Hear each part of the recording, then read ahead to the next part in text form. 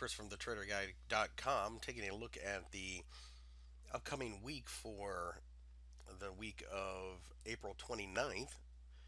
And the chart in front of you is the S&P 500 daily chart. Now, some of you who trade Forex only are going to be wondering why I'm looking at the S&P 500. And the answer is simple. It's probably one of the most well-known, heavily traded risk assets out there that you can use as a gauge to kind of get a feeling for what the next week may be like. And in this particular instance, the S&P 500 truly could be giving us some signals. I'm going to switch to the weekly real quick and kind of give you references where we're at because, again, I know a lot of you don't trade stocks. But for those that do, are certainly aware of the fact that we have recently broke the highs.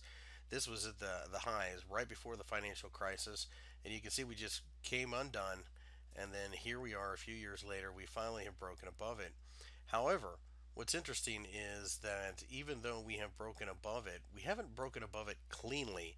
And at this point in time, you have to kind of wonder what exactly is going on. Remember, this is still the weekly chart. And as I zoom in, you can see that we're kind of grinding away, but there is without a doubt a massive, if nothing else, psychological barrier at 1600. And that's worth noting because as you look at the daily chart, as I switch over to daily, you can see that we certainly are struggling. And at this point in time, we have not only tried to make a high here and pulled back a little bit, it's a lower high as of this point. So this shows just how important 1600 really is going to be. Now 1600, of course, is a major psychological level. It's a big figure, So of course there's going to be some reaction there regardless. But if you're looking to find out whether or not the risk on rally will continue, 1600 will be crucial. It needs to be overcome. Looking at this chart, I would also be very comfortable in saying that there is a significant amount of support somewhere in the neighborhood of around 1540. The way this is starting to play out, I'm thinking that we're probably not looking at a meltdown by any stretch of imagination, but more than likely a pullback. We are getting close to those summer months where things slow down a little bit, and if that's the case, then you have to think that possibly traders are starting to be a little leery. Who wants to put on positions going into their summer break at all-time highs? And that might be part of the problem. You can also make an argument for a trend line that has been followed quite well on the daily chart since the middle of November of last year. If that's the case, we need to keep an eye on the highs. Again, this one's a little bit lower than the one before, but we also formed a hammer-like candle on Friday, so there's a possibility that doesn't mean much quite yet.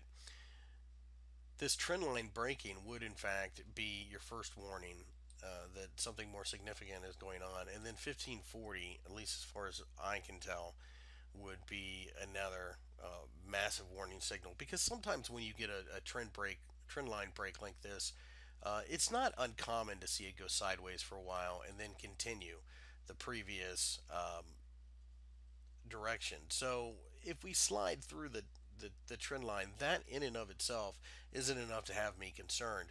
But 1540 on the other hand is a completely different story. If we get below there, then I start to really kind of wonder about the trend.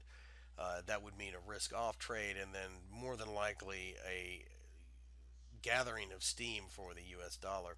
I think we may see a little bit of softness in the risk assets just based upon the charts I'm seeing. I don't know that there's anything to drive this through 1600 quite yet. There is a non-farm payroll number coming out on Friday, and there's been kind of a perverse logic to the non-farm payroll lately that negative numbers make risk assets sell off, but sometime later in the day, and I blame this on the Americans in the markets, they begin to look at bad news as good news because it means the Federal Reserve will continue to pump liquidity into the marketplace. So it's kind of perverse logic, but it makes sense if you think about it. And as such, people buy risk assets. So this is why on Fridays, on non-farm payroll Fridays, sometimes you'll see the market sell off rather sharply, and then they collect everything back by the end of the day. We could be setting up for something like that as well. So it'd be an interesting week. I would implore all forex traders out there to keep an eye on the S&P. We have some very clear levels this week, and it can kind of give you an idea of whether risk will be on or off. If it's off, think dollar, think maybe Swiss franc.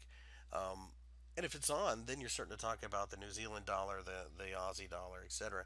And in fact, the New Zealand dollar has an area right around 0.85 that could be taken out to the upside if we get a nice risk on rally. The real tell, of course, again, is going to be if we can get over 1600. If that happens, then gold should do well, the Kiwi dollar should do well. All of the usual suspects. Dollar yen would probably do well. Euro yen most certainly would, and on and on.